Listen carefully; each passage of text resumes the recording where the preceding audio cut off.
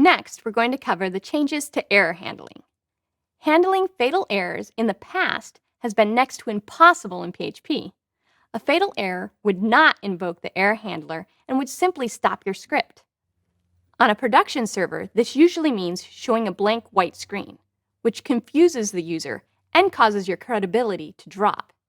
It can also cause issues with resources that have never closed and are still in use or even locked. In PHP 7, an exception will be thrown when a fatal and recoverable error occurs, rather than just stopping the script. Fatal errors still exist for certain conditions, such as running out of memory, and still behave as before by immediately stopping the script. An on-caught exception will also continue to be a fatal error in PHP 7. This means that if an exception was thrown from an error that was fatal in PHP 5 and it goes uncaught, it will be a fatal error in PHP 7.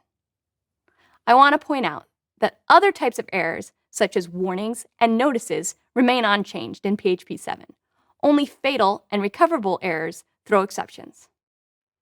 In PHP 7, error and exception both implement the new throwable class.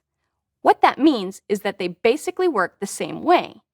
And also, you can now use throwable in a try-catch block to catch both exceptions and error objects. Remember that it is better practice to catch more specific exception classes and handle each accordingly. However, some situations warrant catching any exception, such as for logging or framework error handling. In PHP 7, these catch-all blocks should catch throwable instead of exception. Here's what the new hierarchy looks like in PHP 7. The throwable interface is implemented by both exception and error. Under error, we now have some more specific errors: type error, parse error, a couple arithmetic errors, and assertion error. If throwable was defined in PHP 7 code, it would look like this. If you've worked with exceptions at all, this interface should look familiar. Throwable specifies methods nearly identical to those of exception. The only difference is that throwable, getPrevious, can return any instance of throwable instead of just an exception. Here's what a simple catch-all block looks like. Try, any code that may throw an exception or an error. Catch, throwable, and handle exception in PHP 7. To catch any exception in PHP 5 and 7 with the same code, you would need to add a catch block for exception after catching throwable first.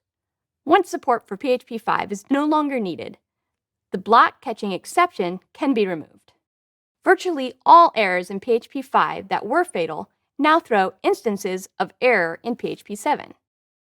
Without catchable errors, our code would look something like this, and it returns a fatal error and stops our script.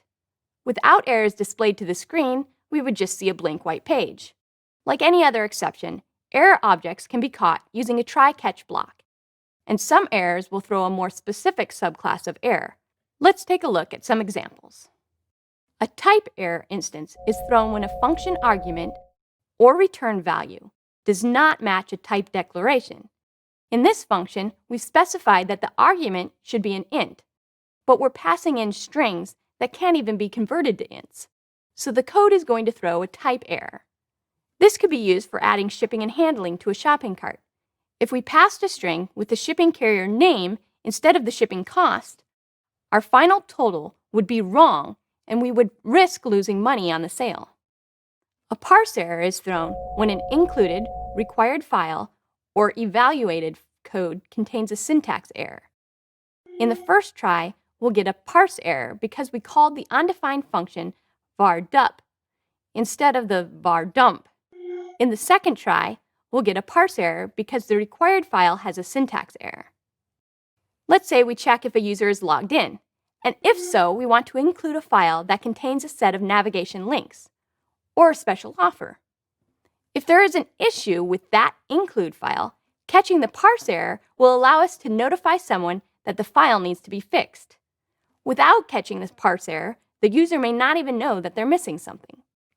These changes to error handling are mostly backwards compatible, but if you've created your own error class, after upgrading PHP, you'll get a PHP fatal error, cannot declare class error because the name is already in use.